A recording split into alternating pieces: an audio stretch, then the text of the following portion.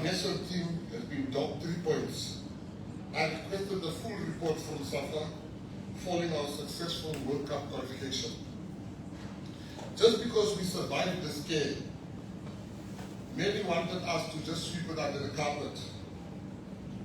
They didn't want us to further investigate what happened. I wrote to FIFA firstly to apologize for the embarrassment caused and to acknowledge that this was about ensuring accountability and that it would never happen again. South Africans deserve answers. I've given Safa 7 days to give us answers in South Africa to make sure this never happens again. Safa has complied with my ask and has completed its investigation. They provided me with a very comprehensive investigation, and I can report today that we now have full clarity on what happened. The report confirms that this was not an act of negligence or sabotage, but rather a strange and highly unusual set of coincidences. The 2 yellow cards issued to Tebo Mckenzie came 16 months apart, an almost unheard of gap. Team manager Vincent Zeka, who has taken responsibility for the oversight, despite numerous extenuating circumstances. He was not present when the second card was issued, as he has left the field to fetch ice for the players. That extraordinary coincidence tells us something deeper, that our national team is operating under immense strain with far too few hands doing far too much work. Despite the tremendous progress on the field and positive results, Bafana are still under-resourced. That's the uncomfortable truth. I commend Safa for being transparent, and I agree that now is not a time to make a martyr or a scapegoat out of anyone, including Mr. Teka, who works hard and loves this team. He deserves our support, and I'm fairly confident that we will not see a repeat of this strange blunder. All that we must now do is to unite behind our team. We have now gone 24 games unbeaten. Let us give Bafana our full support, the players, the coaches, and yes, the officials. Mistakes happen, and a mistake happened in this case, with many circumstances, and I can tell you there was consequence management. Warnings, final written warnings have been given,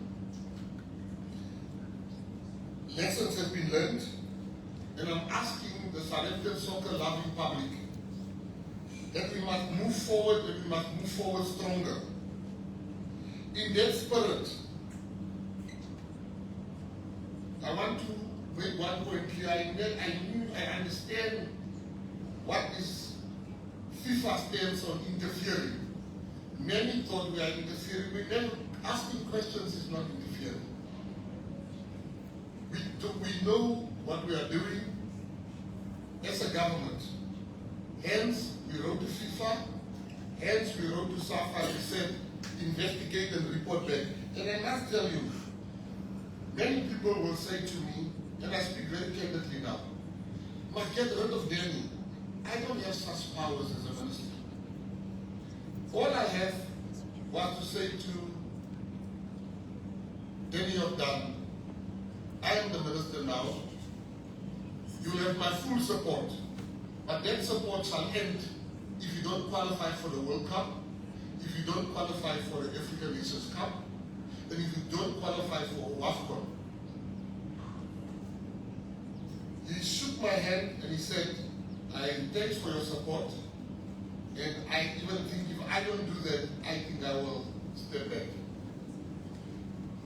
Ladies and gentlemen, he has done that. He has done that. And for that, I am grateful. also want our players, our soccer players, compared to other sporting clubs, our players don't enjoy the same type of rewards that other clubs get. Particularly women's sport, as the DM is fighting tirelessly for women's sport in this country. So in the spirit of us moving on, we've qualified for the World Cup, we are going to America, we want to ignite that spirit in our players. Because we know to prepare for the African Nations Cup is difficult. There's no sponsors. Sometimes salaries come late.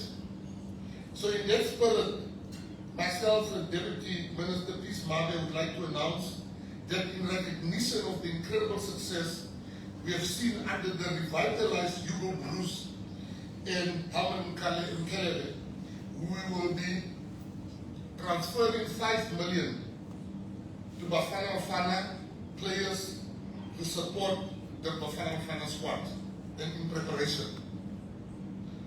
So 5 million will be going to the players in preparation for the African Nations Cup, in preparation for the World Cup. Since we also recognize that other teams have also made us extremely proud in recent months, we will be making support payments to the players, and this I must give all honor to the Deputy Minister. When she heard Bafana Bafana getting money, she said, "Oh my dear body, banana is nothing." So I don't want to take the honor for that. Banana will get 1 million rand, the players of Banana. The national under-20 football team, Amachita, will get 1 million. The female Proteas will get 1 million. The women's national rugby team will get 1 million. And the under-17 football team currently competing in Qatar at the World Cup, the Amajimbos, will receive 500,000. As we look ahead to the African Cup of Nations in Morocco, this December and January, and the World Cup next year in the USA, Mexico and Canada, the message from me as Minister and Deputy Minister is simple. Let us stand behind our team. But we must also be honest. Part of the problem is inadequate staffing and support. I therefore call on corporate South Africa and all potential sponsors to step up. Step up and help Bafana Bafana. They've done their part. We must do our part now. No federation can survive without sponsorship. So I'm calling on corporate South Africa to stand behind Bafana Bafana in the same manner that is standing behind South African rugby, South African cricket. The majority of people of this country, we are a soccer nation more than any other sport. Soccer is the biggest following, and we are asking corporate South Africa today. I can assure corporate South Africa that Safa has been very transparent with the department. How, without asking, they will come to us, share the challenges with us, telling us, Minister, this is where we're having a problem. Deputy Minister, this is where we're having a problem. So we need you to do your part as corporate South Africa, and government will still do their part in us going to the World Cup. I also call on South Africans to go out and buy the official team jerseys and wear them on Fridays. And don't buy your jersey at a traffic light and get surprised. This is not original. There's no original at a traffic light. So go out and get your original t-shirt. And so that we can have Fridays where our players can feel our love and our support. So that we can lift the AFCON trophy in January. We came so close last time, and this team has only improved under Hugo Bruce. So we have reasons to expect greatness from them and to believe. I want to stand here and be one of the people that will eat apple pie. With the appointment of Hugo Bruce, like many of you, I said, where are they bringing this old man to? And that man has proved to us that we have the best coach the World Cup. The next issue I want to talk about is VAR, the introduction of VAR. In that same spirit of progress and professionalism, I also want to update South Africans on another important development, the rollout of video assistant referee technology, VAR, in South African football. Safa has recently appointed a VAR project team led by respected former referee, Mr. Daniel Bennett, alongside respected figures in football refereeing, Mr. Victor Gomez, Mr. Jerome Damon, and Abdul Ibrahim, Safa's head of referees. The team has been working closely with FIFA and the International Football Board, Association Board, to ensure that South Africa implements VAR in full compliance with international standards. As per our initial meeting with Mr. Bennett, the Ministry is overseeing and controlling all initial project funding until the system is fully established and stable. Strict financial controls are in place, with at least 3 independent signatories to authorize any transaction related to the rollout. The plan is for Safa to submit 2026, the end of our financial year. This is a complex and ambitious project, but it is essential. VAR is not just about correcting referee errors. It's about protecting the integrity of our game, restoring our trust, and ensuring that South African football meets global standards. We are proud to be working hand in hand with Safa, FIFA, and CAF, and bring VAR to our leagues and to set a benchmark for the rest of Africa. Treasury has approved the initial spend of more than 20 million in this financial year.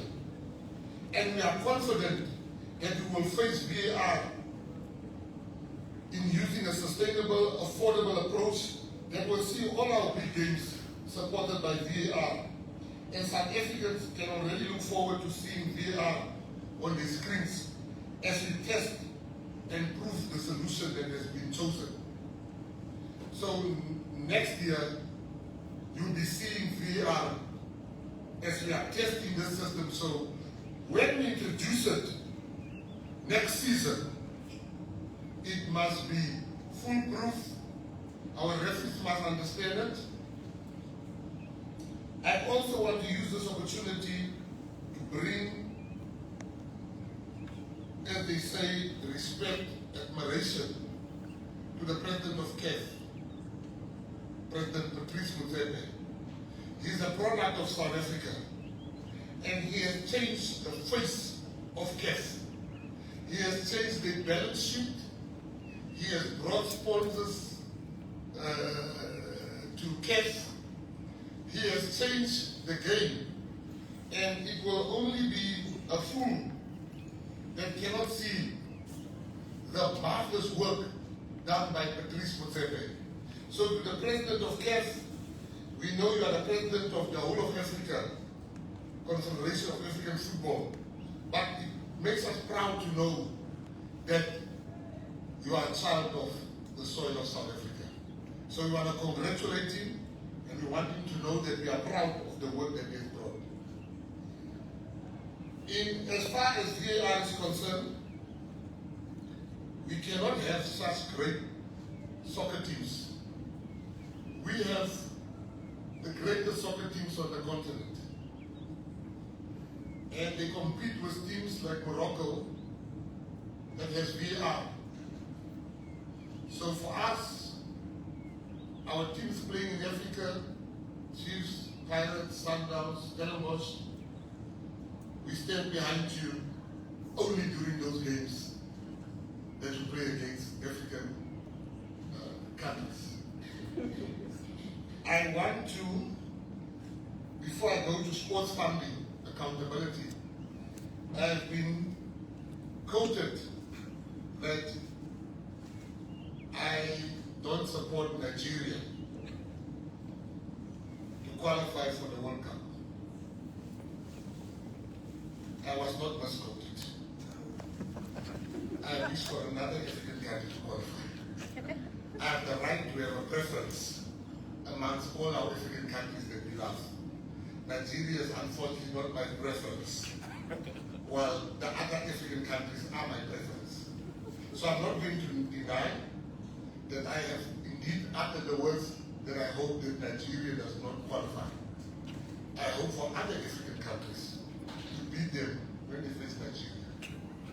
I have nothing against Nigerians. I have a preference like any other sports-loving person or minister on this continent. Show me a minister that doesn't have a preference. I saw when I watched the Zimbabwe game, I couldn't believe it. When I saw the leadership of Zimbabwe in football jumping for joy when we didn't qualify after the Zimbabwe game. I wasn't angry because I understand they have preferences. They were very happy that they thought they disqualified us. But the devil is a liar. We managed to qualify despite the Zimbabwe not wanting to qualify, and we still love them on the soccer field. This is the game of soccer. We shall get our revenge when we meet them very soon. We shall revenge on the field. It's all important, like, so I'm not going to deny. There's one journalist sitting here asked me a question last night, can you talk about Nigeria? I do not want them to qualify. I hope they don't qualify. But they have a very strong striker there. Oshiman, I think it is. Osman, not Oshiman, Osman. He scores goals.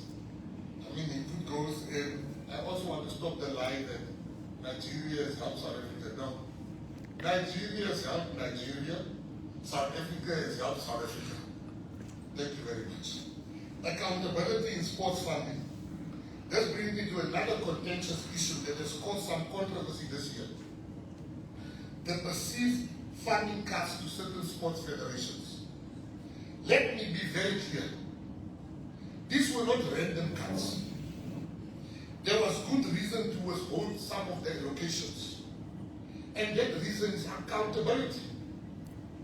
Government cannot interfere in the administration of the sport, but we also cannot continue to fund maladministration. It cannot be business as usual. It will not be business as usual under Chris Mabe and Mckenzie. Take the example of basketball in South Africa. This sport should be booming in this country. Our young people love it, and it has become one of the fastest growing and supported sports in schools. We should have thriving leagues, packed arenas, and homegrown stars making their way into the NBA. Instead, basketball is in the ICU in South Africa. Last year, when Basketball South Africa bundled the hosting of the FIBA Under-18 Afro-Basket tournament, they turned to government to bail them out a week before the tournament.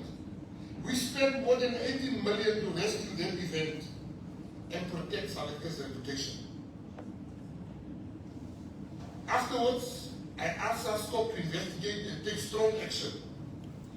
We waited for months, only to be told that our complaint had been registered as a dispute. That's not good enough for me. That's not good enough for Smart. How can the concerns of a department that recognizes all the federations be considered a dispute? We are not one child's angry mother writing emails fuming about why her son wasn't picked for the basketball team. We are government. When the department eventually made the decision to withdraw the recognition of basketball South Africa as a federation, SASCOC simply carried on working with the same federation and its leadership as if nothing has happened, and despite the implication that an unrecognized federation would not be able to send athletes to compete in international events. This is unacceptable. How can we be expected to believe that sports administration is healthy in this country when you can have situations like that. So when people ask why we are tightening funding and demanding accountability, this is why. How can we talk about healthy sports governance when such things are allowed to happen? But I also want to be fair. We are not walking away from our federations. Quite the opposite. We've been meeting one-on-one with the presidents and executives of all federations, a process that is ongoing and has been enormously constructive. In fact, many cases, those meetings have led to increased funding after successfully engaging with us, like netball, athletics, cycling, karate, motorsport, mountain club, sport, rowing, sailing, surfing, deaf sport, cue sport, badminton, transport sport, and roller sport have already received their funding, while more are being processed. That's because we are involved in caring ministry, and we see commitment, good governance, and results, we reward it. We are also giving more attention to smaller, neglected sporting codes that have been overlooked for too long. We are stopping the under-settlement era of athletes having to sell horse rows to raise money. Parents have to take loans to take their children, but we have super cells that travel to tournaments. Those days are over. The ministry is serious about fairness, transparency, and impact. Change is never easy, but it is necessary. And even SASCOP cannot say we've abandoned them. We funded Team South Africa participation in the AUSC Region 5 Games, and we are now, this week, providing another additional 9 million rand for participation in the 4th Africa Youth Games in Angola. Team South Africa won 106 medals at the last African Games. I know the current crop of athletes participating again this year will once again make South Africa proud. I want to come back and say, corporates must assist. I want to single out 3 corporates. I want to single out SASO, who we met, and they continue the funding of our women's football.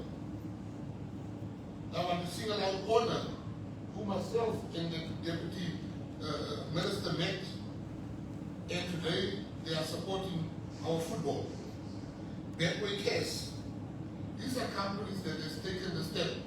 We are asking more companies to come in and support and have this type of collaboration.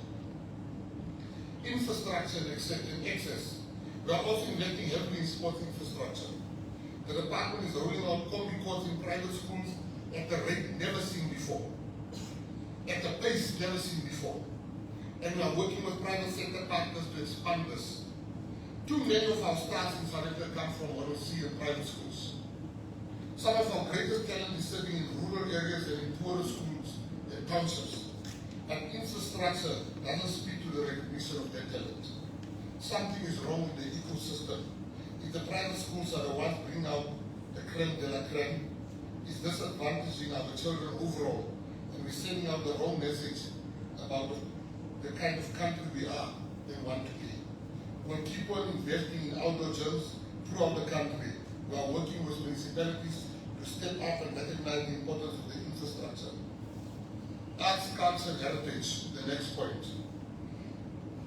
Now let me turn to the work between arts, culture, and heritage, the soul of the nation. On 29 October, the President, His Excellency President Cyril Ramaphosa, state visit to Switzerland, President Karen Keller-Sutter of the Swiss Confederation handed over the Shunvana family ancestral spiritual artifacts, returning a piece of our stolen heritage to its rightful home. On 13 October, I led a delegation of 10 community representatives from the Northern Cape Rebellion Task Team to repatriate the ancestral human remains of our Khoi and San ancestors from the Ontario Museum at the University of Glasgow. A deeply spiritual ceremony was held under the guidance of Mr. Petrus Falboy. Their remains arrived on 16 October, and we held a moving homecoming ceremony at the Ezekiel Museum of South Africa the next day. We are also still working hard to repatriate the remains of our liberation heroes from Lesotho, Angola, and Russia next. Our work in Angola has been our greatest challenge, and we remain committed to bring our fallen heroes home. We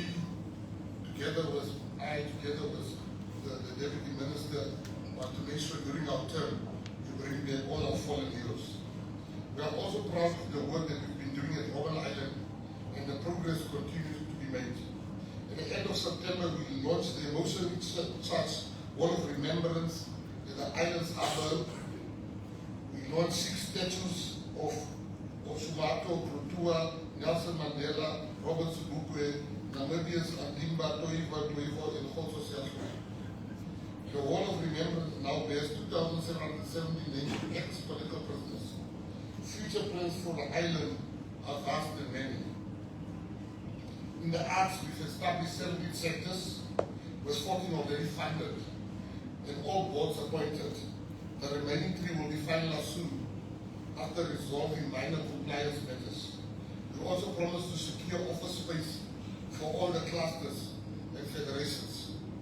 I can confirm that the entry for the Sports, Arts and Culture House will be published before end of this month. It cannot be because we don't have a sports house.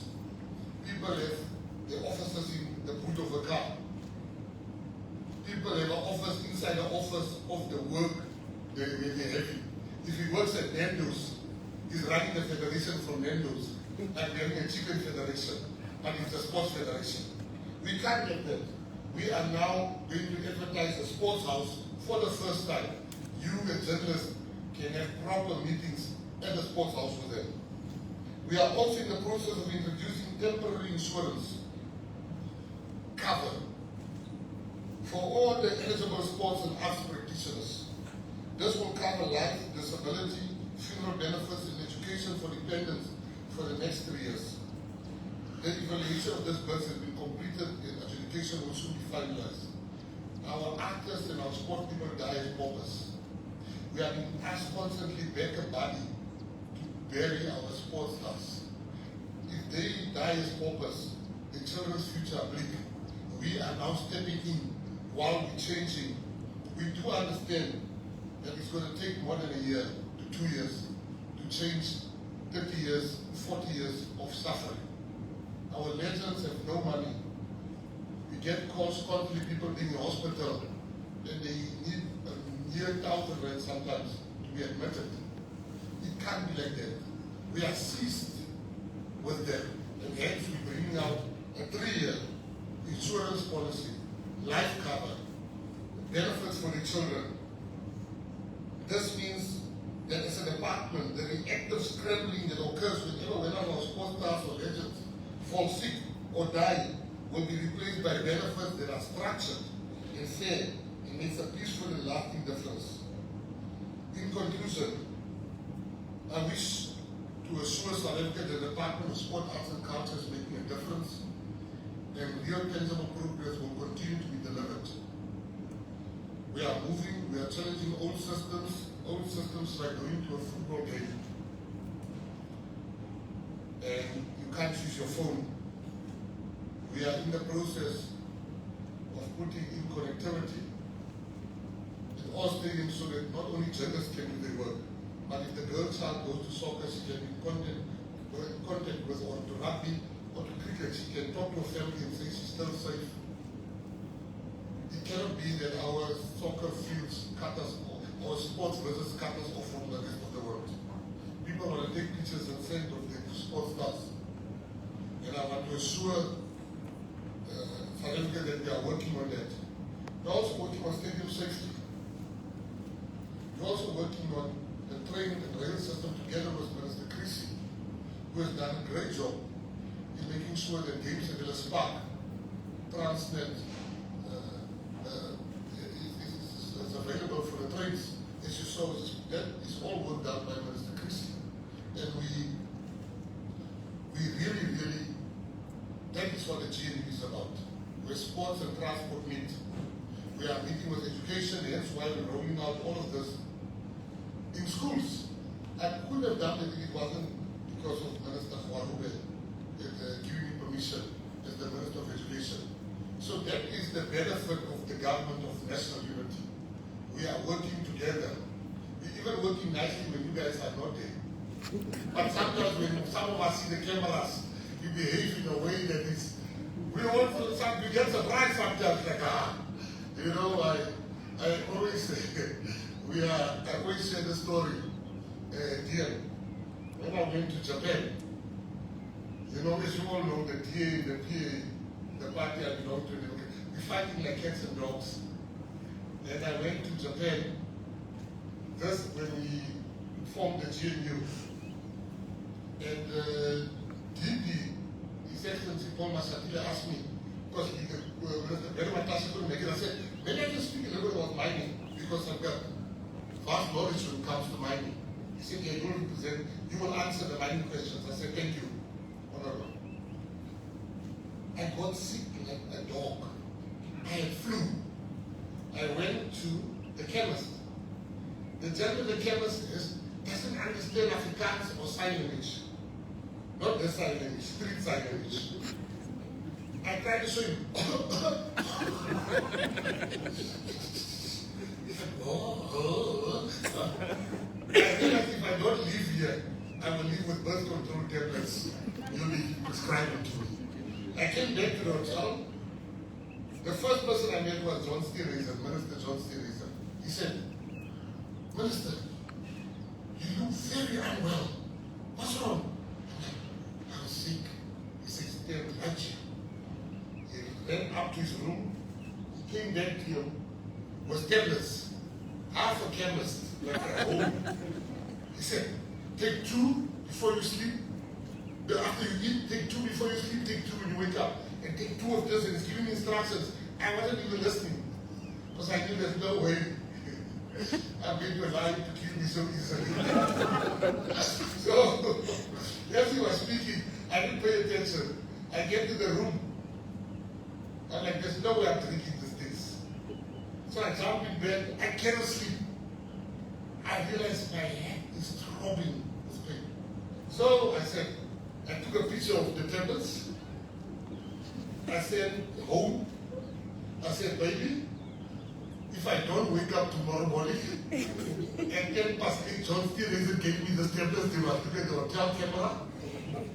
I have to take it, so if I'm dead, it's him. I took the tablet the next morning, I felt like $1 million. And I went to go hug John Steenraiser. We are very collegial at the gym. We are together at the gym.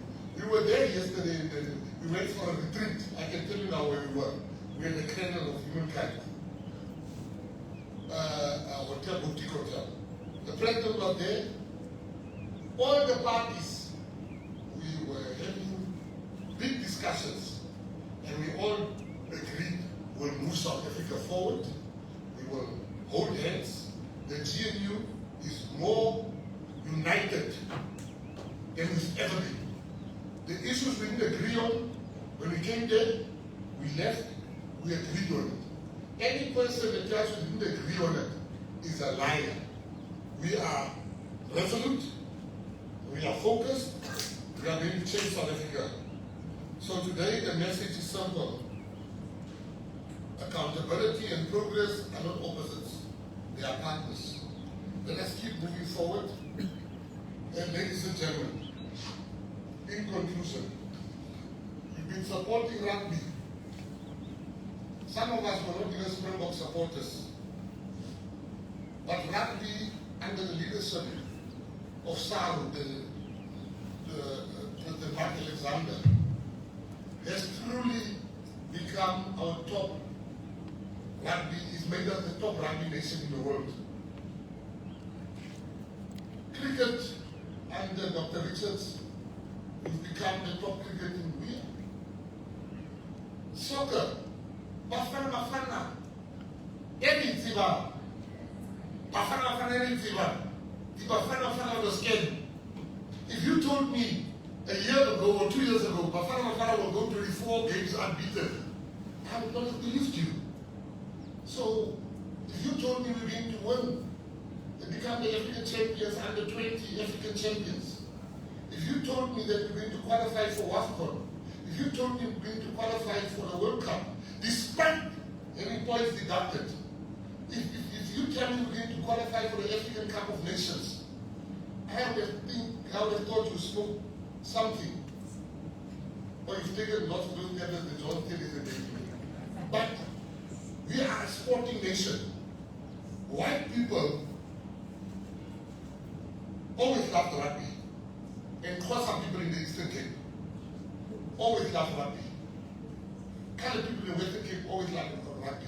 But white people was always in the forefront of rugby management in this country. But when Nelson Mandela said we must be one, rugby united us, and black people put their weight behind rugby. We want to see white people also with the Bafana t-shirts, as we have seen black people with the t-shirts of the Springboks. This is not fake unity. With sport, you can't be fake. You can't be fake with sport. So, thank you very much. I want to thank Safa. They have done everything I've asked of them to do. I asked transparency. Safa has been very transparent. And the CEO, Lydia, and Daniel Duncan, whether you like them or not, I understand some of you can't get over what happened in the past. But I can tell you that the minister, great strides has been made. And we must admit it. Rugby before 2016 was also in the dustbin. But look at rugby today. Look at our football today. We are proud football nation. So let us support. And to the soccer lovers, I want to say, please go to the games. We can't have empty stadiums. We are a soccer nation. Thank you very much. You can ask any question. No question is offline. The GM and myself will answer any question that you have. We want to be transparent, because that's what we expect from the federations. I also want to thank Bidvest that has been doing a lot for SASCO. And SASCO has been transparent in how they use the money. Thank you very much. Thank you very much, Mr. Good governance, transparency, and accountability. That's what ministers talk about. And now we're coming to the best part that we love as journalists, which is question time.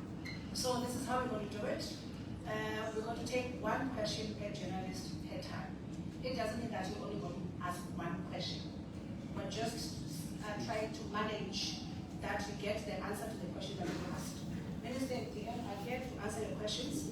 Then after this session, we will then have one-on-one interviews if there's a need for that. So when you have your hand up, you tell us the media house you're coming from, your name and the media house, you ask the question. So if you have two questions, tell me that you've got two questions, but we'll take one question at a time, and the minister or TM will answer, and then we'll go to the next question. Is that okay, colleagues? Are we clear? Now it's the time that we love. Time for questions. Any hands? Yes, sir. Yes.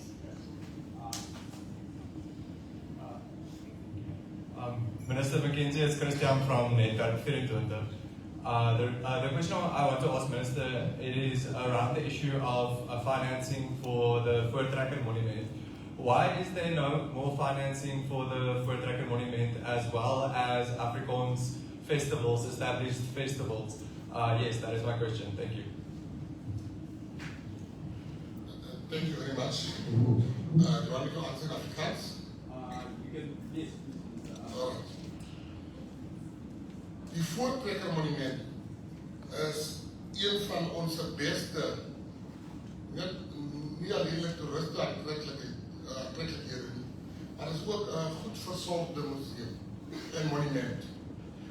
Ons het ongelukkig baie monumenten en museums in hierdie land met akiete verzorging wat benodig is. En ons glo dat ons die monumenten wat gebroken is, wat verspreid ligt, wat in niet werkende toestand is, glo ons dat ons dit moet bring tot op werkende toestand. Ons is baie trots op die die taalmonument. Ons is baie trots oor Afrikaanse taal. Dit is my eerste taal. Afrikaans, gelukkig is hulle 100-jarige verjaardag viering. Ons gaan nou Afrikaans 100ste verjaardag vier in Namakwaland, in die Noordkap. So, jou tweede vraag, dit is 'n blakante leen. As ek vir SASCO vra om vir ons te sê wat hulle doen met die geld, en SASCO het vir ons gesê, hoekom kan ek nie vra van die verskillende vieringen, festivals. Hulle sit daar en hulle het ander borde, maar as mense in Mount Frere, in Langa, in Guguletu, in Mitchell's Plain, wat die waarde het nie. So, ons kyk maar nou eers wie benodig dit die meeste. Ons het nie vir hulle geld gegee nie, maar die ding het aangegaan. Maar as ander mense wat in ICU is, ons moet vir hulle wakker maak. So dit is geen die indruk, die wanindruk wat hulle wil skep, is dat ek is nou teen Afrikaans. Hoe kan ek teen Afrikaans is en ek praat Afrikaans? Ek het my matriek geskryf in Afrikaans. Is het klomp malligheid. As ons vraag, antwoord maar in die vraag, soos ons vir stoei, wrestling. Ons het vir stoei, ons het geld gevat van stoei, soos antwoord die vraag. Stoei het ons een vraag geantwoord, toe gee ons vir hulle meer geld. Baie simpel. Niemand is teen niemand. Ons moet nie alles politiek wil maak. Ek is baie lief Afrikaans. Bitterlik lief Afrikaans. En vir die Afrikaanse taal, dankie. We give money where there is a need, that's what Minister is saying. Questions? Yes, sir. The roving mic, please. Good afternoon, everyone. Minister, you've spoken about, of course, the need for corporate South Africa to put their back and also put their weight behind supporting South African sports.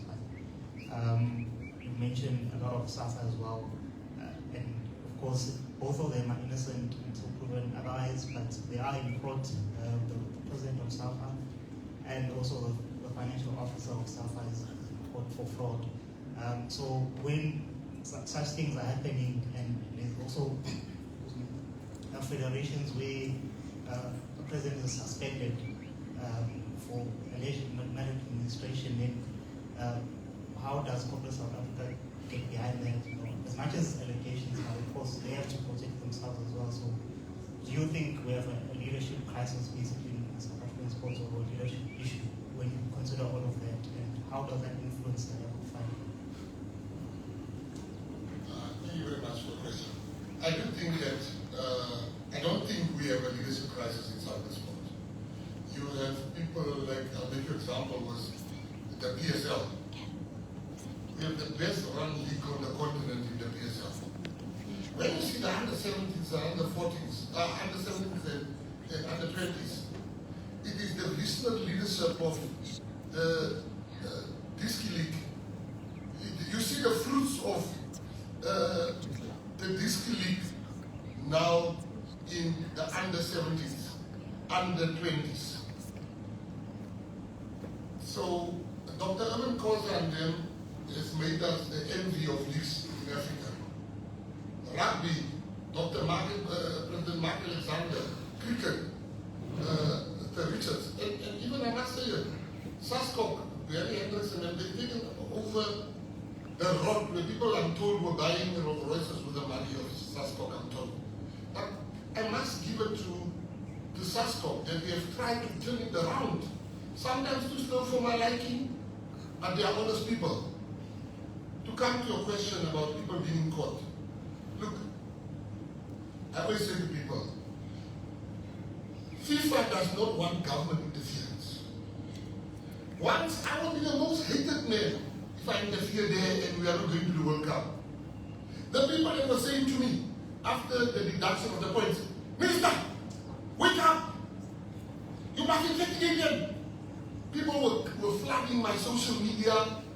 You must investigate them. The next day when I ask questions, they're like, after we qualified, they say, no, stay away. You're going to get us disqualified. You must know this minister does not know what he's doing. What makes this minister that he's a fool? So I'm saying to you, FIFA runs football. That's a fact. I don't like it, but that is what we signed up for. We are now going to be the second country in the world to have a football ombudsman. The UK has successfully, through the parliament, passed legislation to have a football ombudsman. We are going to the UK to go and learn and see best practices and how they manage to do that. Our constitution says you are innocent until proven guilty. That's what our constitution says. That's not Mckenzie. FIFA looks at our constitution. They don't look at your feelings or my feelings. sorry, FIFA look at their constitution. So if the constitution of FIFA feels, not only did he keep Danny Jordan, they promoted him into another committee of FIFA. That must tell what FIFA think of Danny Jordan. What I think of Danny Jordan and what you think is irrelevant to who he works for FIFA. And I know it's a national asset. Many of us complain, but I'm just giving you the raw facts. Do I think, on a personal level, there's a crisis? I don't think there's a crisis. In fact, I can tell you there's a rising of our sport. We've got very good people running our sports in this country. Thank you.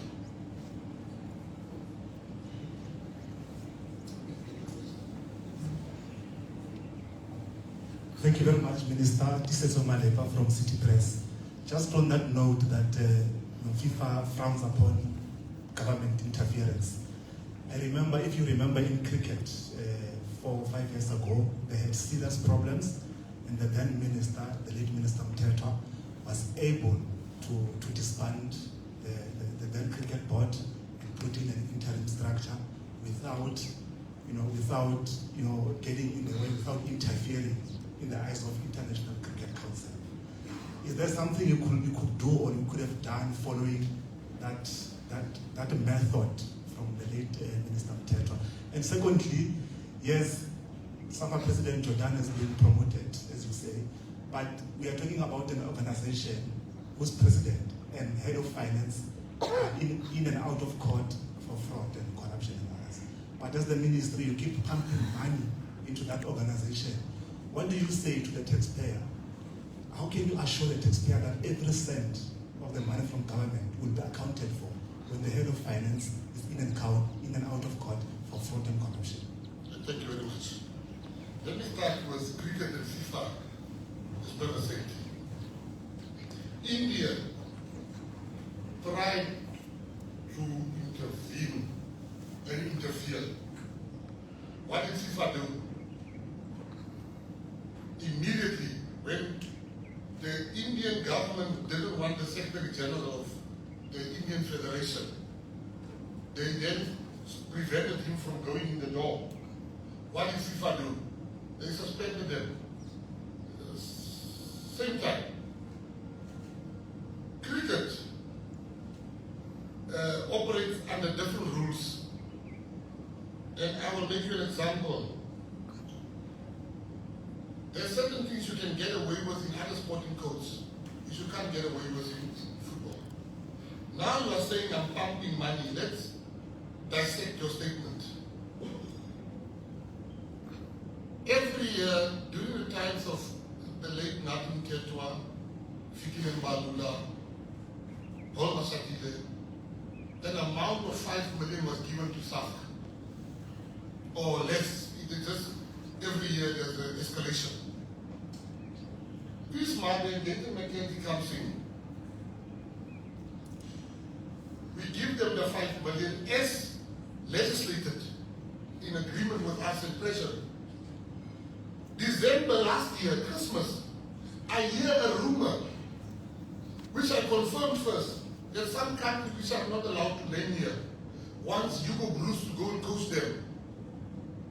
And Hugo Bruce was saying he's going nowhere. But then I'm hearing Hugo Bruce has not been paid. Helman Mckenzie has not been paid. The players has not been paid. The women's team has not been paid. It is Christmas. Fast to Christmas. What do I do as a minister? I can't run the risk of losing Bruce, losing Mckenzie, losing our players. Christmas, these people have delivered. What do I do? I say, I'm giving you an advance to pay the salaries before Christmas of the players. They paid the salaries. Everybody was happy. We lost nobody. So I didn't pump taxpayers' money without cost. In fact, everybody was paid. Lydia, the CEO, then sent me the proof. They paid the players. This time, this is the first time we give them the money. They never asked for the money. I know how they struggle, how some of these players are struggling. To prepare for a World Cup, you leave your children behind, you leave your family behind to represent us. There's no sense of this government that Safa will embezzle. If you can show me as a journalist, here they've embezzled the money, trust me, I will then stop giving them money. So, to tell you, the reason why there's a football ombudsman for the first time in the world in the UK is for this type of problems. I've met with the UK minister that spearheaded Honorable Peacock. I sat down with her for 2 hours to get an understanding, how did you do that? I realized that it needs a broader audience. I intend now to bring the broader audience for us to do that. I can assure you that Safa has turned the corner as far as I'm concerned. Look at the results on the field. Off field, it's the business of FIFA. I would love to get in there, but I can't. You are the one that's going to write the headline. We are being suspended because of Mckenzie. Thank you very much. Okay. As a follow-up, you say no money will be embezzled in Safa, you are sure. But we are talking about an organization whose head of finance is in and out of court on charges of fraud and corruption. How can you say you are certain that whatever money you give to Safa, every cent of it will be accounted for? That's my question. I said 3 things to you. You quote only one. I said to you, the 3 things I said to you was, 1, Lydia, the CEO, has accounted for the first money we've given to you. The second thing I said to you, I said, there's no money that will be embezzled by us, by FIFA, that we give them. And the third thing I said to you, that if you find any, let me know. So I'm telling you, the first money I've given them, they've accounted for. But I'm even saying, in the event that they embezzle money, your job as a journalist is to uncover that road and to show it to me. And my job as the minister will then be to take action and show FIFA. FIFA, we gave them money, they embezzled the money. That is what I'm saying. I'm not saying they will not under no circumstances, but if they do, and you tell me, it will be on me to take action. Thank you. Yes. Minister, Verila here, Thomas Edison. Yes. Minister, just on this matter, you serve in different structures in the SADC region and also at continental level, where you are a committee of sports ministers. And the issue of interference and also FIFA, I think has also impacted other countries stronger on the continent because they invest more money into football. Is it a systematic issue that you feel that as ministers of sport on the continent, you need to delve deeper into it? Because taxpayers' money is being thrown into this sporting code and there's lack of accountability. And I'm saying this question, I'm asking this question because I know that we operate differently here at home. The biggest federations in terms of their funding is coming from their sponsors. But when I look at what is happening now at ASA and the speed in which SASCO has acted with, but it cannot be done in other bigger sporting codes, including football, it tells you that there's a big systematic issue of them and others that cannot be controlled in the same way. Thank you very much. Let me first congratulate you and just thank you because of how you've explained the FIFA interference issue to the South African public. I read your piece on if there was interference. And the way that you explained it, I think for me that was just excellent journalism. So I want to thank you for that. When you go to these meetings of the ministers, I can tell you now, football controls this continent. What we put in our football is a pittance compared to to what much poorer countries are putting in. These people put in everything. Some countries, they even call the players privately, the presidents, why did you lose? President Ramaphosa, I said with him yesterday, when the cricket, the ladies did not win, after the department went to go support them. And the first words he said when the game was over, he said, they made us very proud. They made us very proud that they've reached the pinnacle of this tournament. And that's the type of temperament we have towards football, towards sport in this country. So I'm saying to you, the UK is, if not the top, then the top 3 of soccer leagues in the world. The biggest teams from this world come from UK football. And even them are very circumspect when dealing with these issues. Hence, they went the parliamentary route. So they didn't just go straight into FIFA. The countries that have been banned, a minister just wakes up tomorrow and say, oh, Danny, pack your bags, you must go. Then Danny just say, I've been fired by the sports minister. FIFA will not even have a hearing.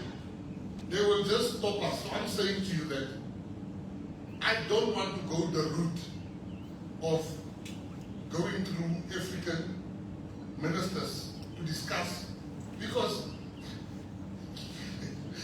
something I gossip with my friends, I said, you can work with a minister. I'll make you an example. Malawian minister. Great minister, doing great job. We all had plans. Next moment on the WhatsApp group, it's like, thank you very much for your collegiality. We've lost elections, are being removed. So working with a minister sometimes, even me, I might not even be the minister during the World Cup, but I might make plans for the World Cup. In G20, last week in Durban, I had a meeting, I think, with the minister of the Netherlands. And then she said, Minister, I would love to give you my 100% assurance, but let's wait for elections tonight. I might not come back. I was not sleeping that night because there was a big benefit for South Africa. I was also waiting for the Netherlands elections, and she's not coming back. So I'm saying to you that the route that we as and myself and the deputy minister has taken is, let us follow what the UK has done in order to deal with matters in football that we are unhappy about. Thank you.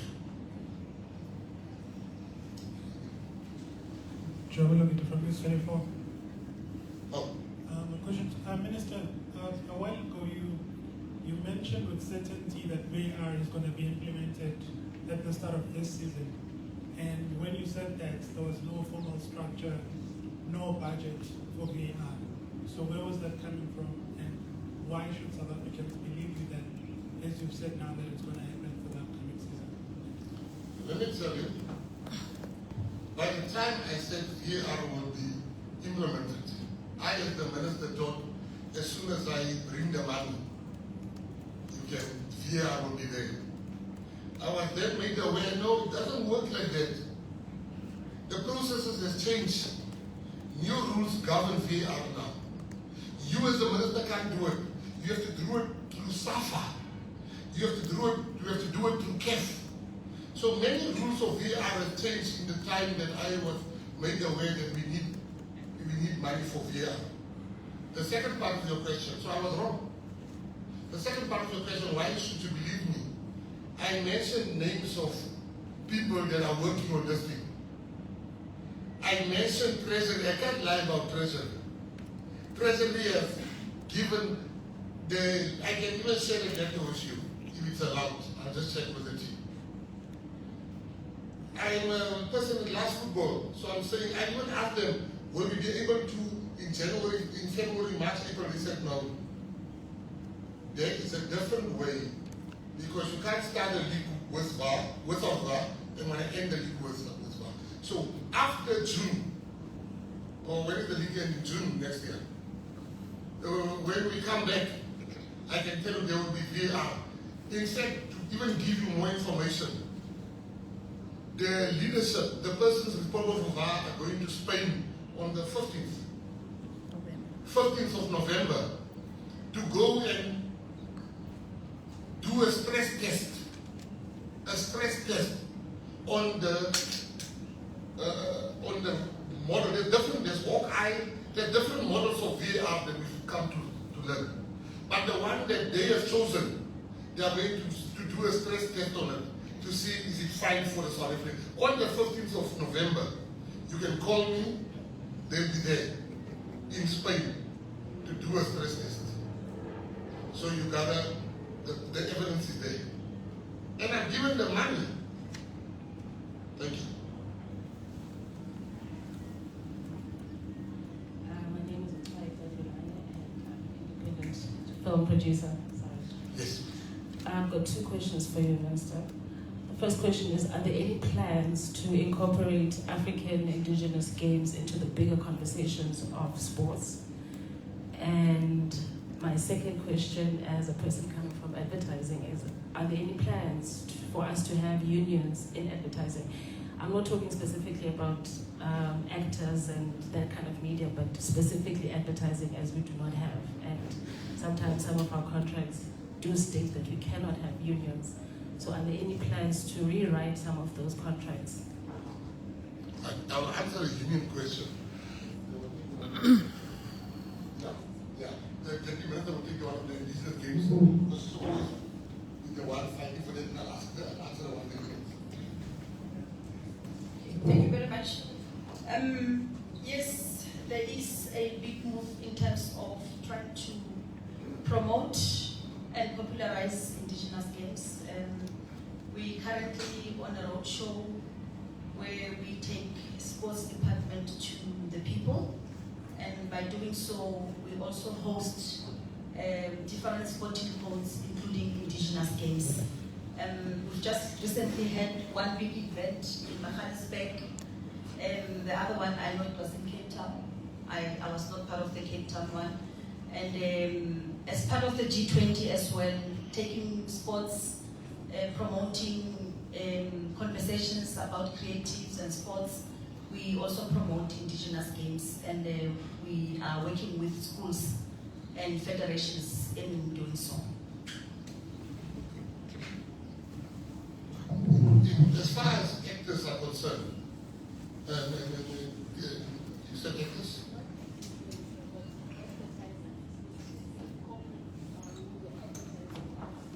Yes.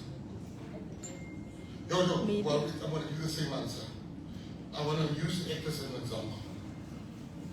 There was a film being shot in South Africa, and it stopped because the union in LA told all actors to stop working. And in South Africa, if you speak on behalf of the advertising world, if you speak, you are being targeted. You are being denied work. You are being seen as a problem. So our actors, our people in advertising, our people in filmmaking, you know, there are people that really stand up for them. But when they stand up, the very same people that stand up for justice and for rectification are the ones that get branded, and they operate like a cabal. They talk to each other. Some of these companies don't take Martha, don't take Bernie. He's very problematic. He fights for their rights, like our people don't have rights. I want to say to you that there's a big move at a very sensitive stage. From the Copyright Amendment Bill to how we deal with actors, actresses, musicians in this country. And we can't run away from it. Soon we will come out and say, these are the fruits of this discussion. But I want to say to you that I know you're also one of the people that gets targeted because you're standing up. Don't give up. We need people like you to fight for a rightful place of the advertising pie, to fight for the rights of people.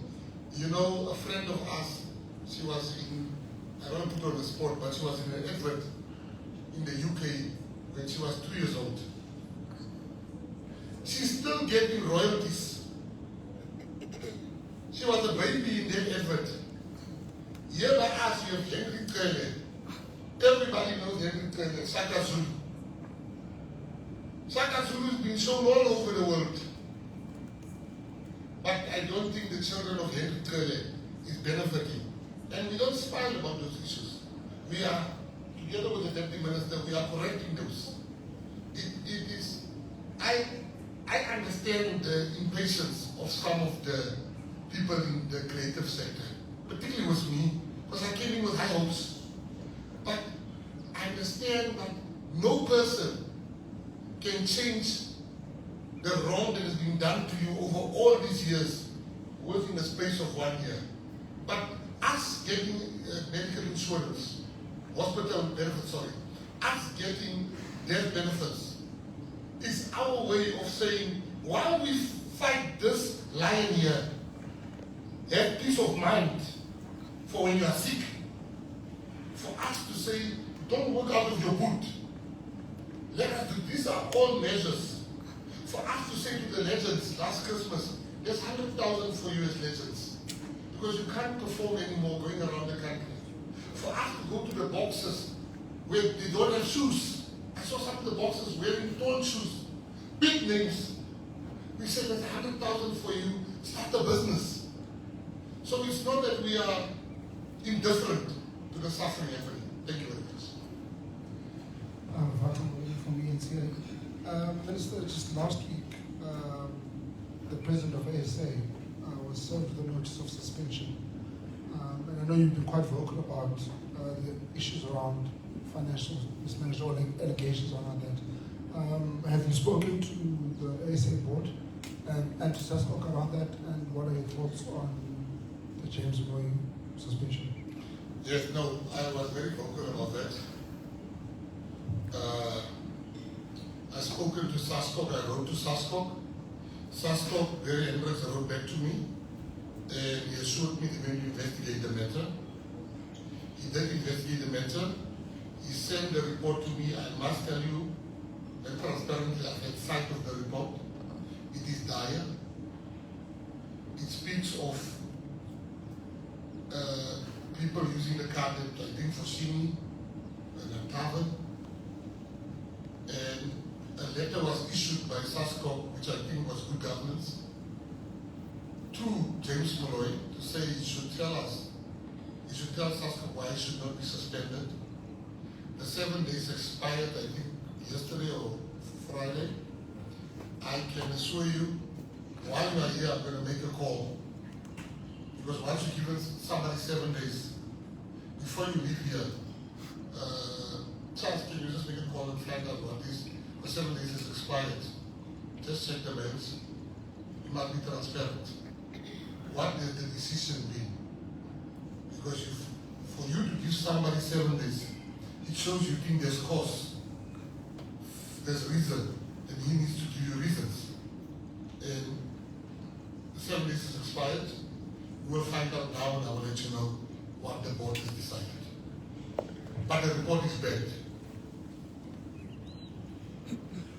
Housing Minister Ntsako from YFM.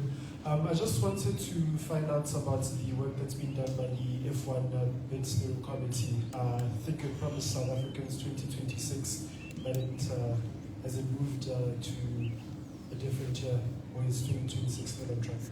No, I think you mean we said 2027. Okay. 2027. What has happened? We've met with F1 a month ago. We met with F1 a month ago in Singapore. We had one of the most fruitful meetings. We sat down. They gave us a lot of questions to answer. We are within the time to answer those questions.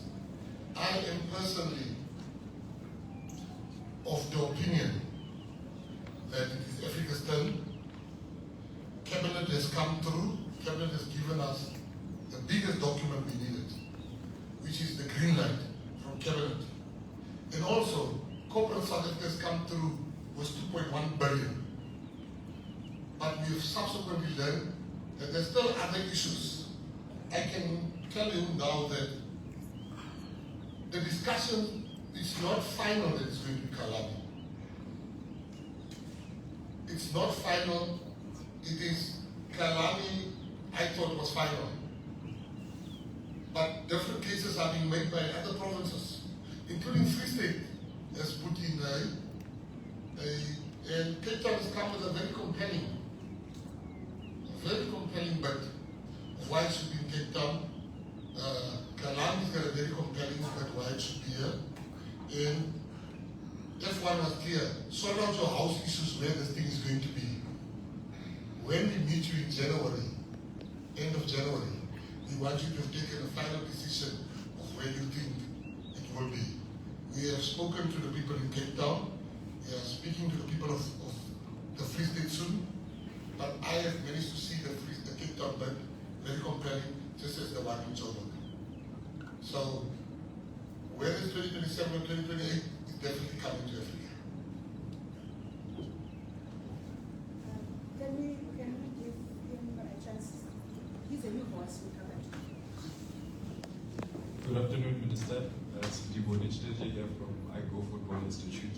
So I have two questions based on similar principles on support and monetization. The first question is on, obviously, as an investor in Safa, or rather taxpayers as an investor. As an investor, I believe that you have to obviously have check and balances and also accountability. I want to find out what kind of support have you given to Safa, just beyond the beyond money, that requires them to be profitable as a brand, because obviously we can't keep investing in something that isn't giving return on investment. So what kind of support have you given to grow Safa, the brand? You mentioned Dr. Patrice Motsepe, who's turned the curve on CAF and made it more profitable. And that's why you see the prize money of CAF and many other sponsors getting involved in that regard. That's the first question. The second question is, we have a number of specialized schools, art schools in South Africa. One of them being Proate Afro Park in Menlo Park, not far from here. With the rise of sort of the pressure of STEM subjects in schools, what support are you also giving to those specialized schools in giving the children support in terms of how they turn those gifts, those creative gifts into a profitable business? As you know, that obviously one of the NDP goals is to eliminate poverty and inequality. And those subjects or areas of creative subjects are seen as ones that are not profitable in terms of making an income. So what kind of support are you giving those students as they transition into varsity and into the real world? Right. I will answer you very briefly on the issue of support. If you go to, as you rightly said, the National Development Plan makes mention of alleviating poverty. And all our dealings is directed, it's guided, by that. If you look at the budget that we give out and we have given out to previous ministers, for special schools, for schools of art, it's massive, but can still improve. You talk about schools that's involved in arts, art schools. The one in Joburg, the biggest one, the National School of Arts, run the risk of closing. And the Deputy Minister and myself, although it doesn't fall under us, we funded it to keep the doors open. They are now in a healthy position where they're self-sustainable. If we didn't intervene, they would have closed their doors and 500 students would have been sent home. Then your issue of checks and balances. I did mention the CEO of Safa, that we have a very good relationship. And we ask questions once we've given money. We've only given them the 5 million in my term and the DM's term, and they've given us what they've done with the money. This money is for player support we'll be giving now. All I want to see is that the player says, I'm not going to assume they're going to do it. I'm going to ask, did the players get the money? And one thing about players, I tell you, they talk. Minister, what that children aside from money? Was it the career? We didn't get the money. So you ask what ROI did we get? As government is not in the business of making profits. When that day when Mafana qualified, we jumped up in the air. You jumped up in the air. I was sweating more than the players that was playing. We were all happy. So we invest in the happy index of the country. Our return on investment is South Africans being happy. You know, when ministers meet with international ministers, once you move to countries like Brazil, England, you speak to those ministers, the conversation always turned to football. Always. And you sit there and they say, Minister, did your team qualify? Now we say, yeah, we qualified, we've got 24 games. That's also a return on investment. South Africa, you know, we've had the best World Cup of all countries.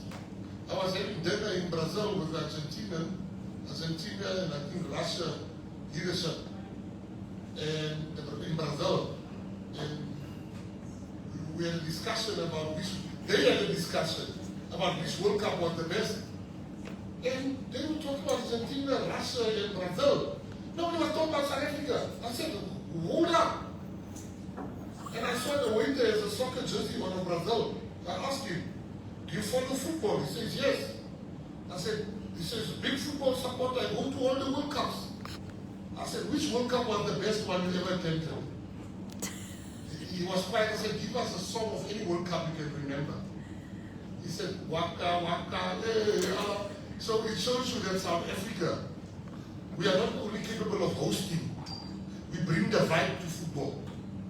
We brought the Vuvuzela. They were so jealous they had to cancel our Vuvuzelas because nobody's ever brought that vibe to African football. But I think we should do more when it comes to investing. Particularly, you say one of the schools, I would like to have a chat with you afterwards to understand more about the school. Thank you very much. Thank you very much. Last one from me, Minister. I do hope that you will grant us one-on-one as Sunday publications after this session. So my question, I would like to go back to Athletics South Africa and how SASCOM dealt with the matter. You will be aware of the issues that have engulfed netball. We have a situation where the president of a federation was suspended and the federation went to elections while the disciplinary proceedings of the suspended president are still ongoing. Why did SASCOM not deal with the matter, the netball South Africa matter, the same way they did with Athletics South Africa? Firstly, you must understand, and I want to come up with SASCOM. When there's elections happen and the date has been set, elections does not wait for Mckenzie to finish his legal matters. If there's now presidential elections 2029, and I want to stand, and I've got the issue, they can't wait for me. No, the elections will happen when Mckenzie is done with this. No, the life goes on. SASCOM was right in how they handled the matter. SASCOM can't wait for one person. And the rest, netball, the International Netball Federation was clear. They will expel us if we don't allow elections to take place. We are constitutional democracy, and in our sport, that's very evident. So we can't be waiting for people. Now imagine every time a person must end, we must wait for them to. No, that is not going to happen. So I think SASCOM has really handled the issue very correctly. It's not the end of the world. Nobody is born to be a president. No, you are born, this post is for you. People must not think that certain posts are for them.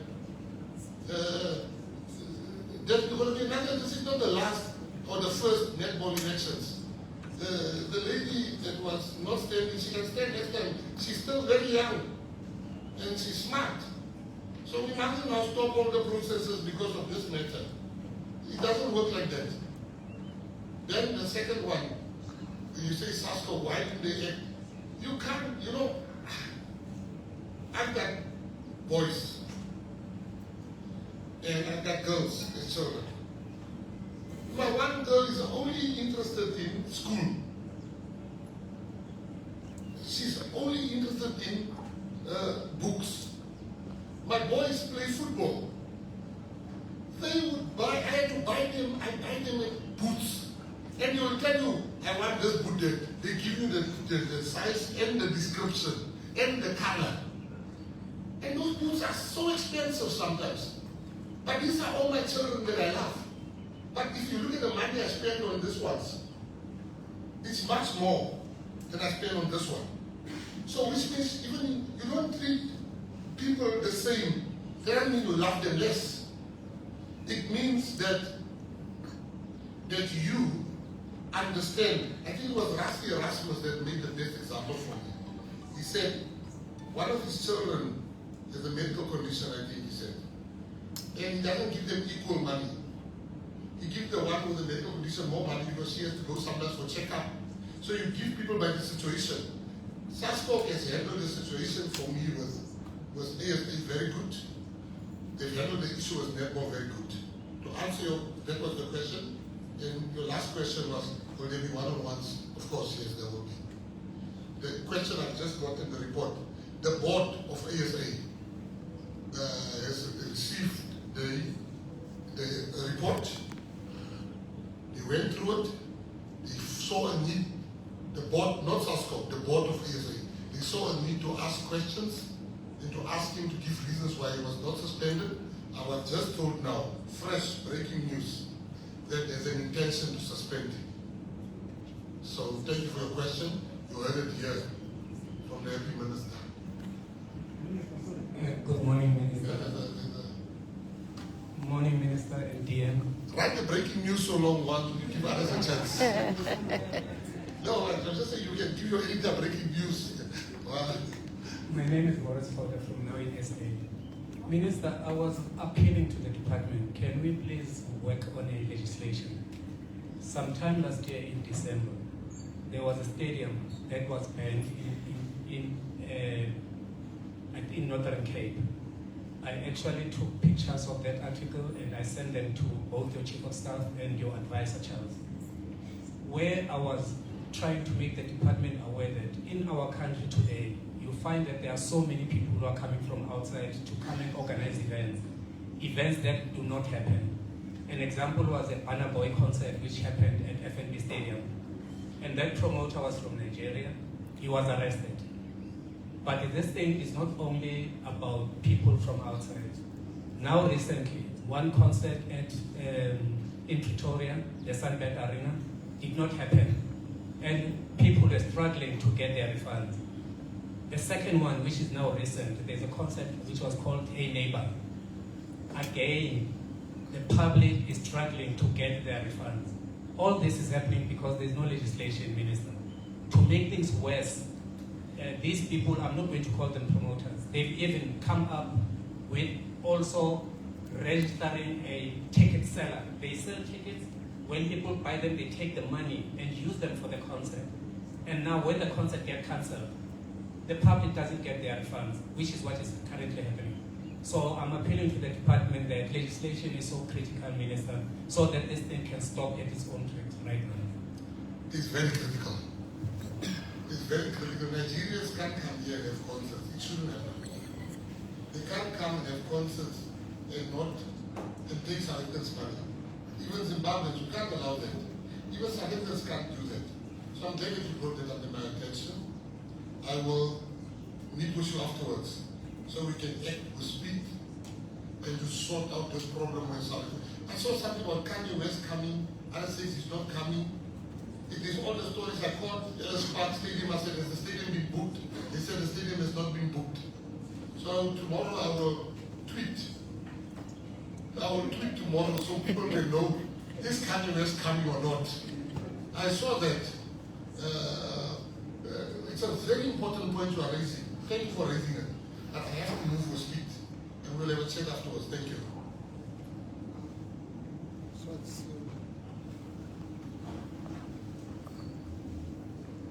Question for the DM. We've been quite vocal over the professionalization situation of women's sport, especially football, cricket and rugby. There seems to be no movement from the federations when it comes to that. How far are you in your conversations with them, and how soon are we going to see the professionalization of football, cricket and rugby? Well, I wouldn't say that there is no movement. We can see the light at the end of the tunnel. Just to mention, cricket they are doing their best, followed by rugby, and soccer is still lacking. We had convened a meeting with the 3 federations, and unfortunately Safa was out of the country. And we felt that if others are doing well, why should we call them and punish them? Whereas the targeted ones, the most wanted federation is not available. So it is work in progress. As the 7th Parliament, we've committed that we are going to revive policies that are favorable towards women's sports. And we also do not want to miss an opportunity. And thank you very much for this question, because we feel that each and every platform, each and every opportunity that we get, we need to talk openly about equal payment, equal opportunities, and empowerment and fair treatment of sportsmen, of course, and women. So it's an ongoing struggle, and it is something that I cannot on my own win. I need civil society, I need unions, I need federations to understand, the need for them to treat women equally as they treat the male sports players.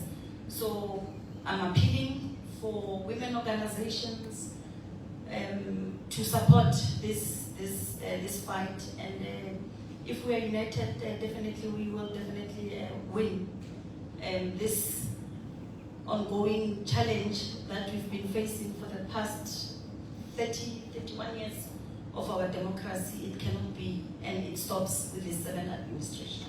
Thanks.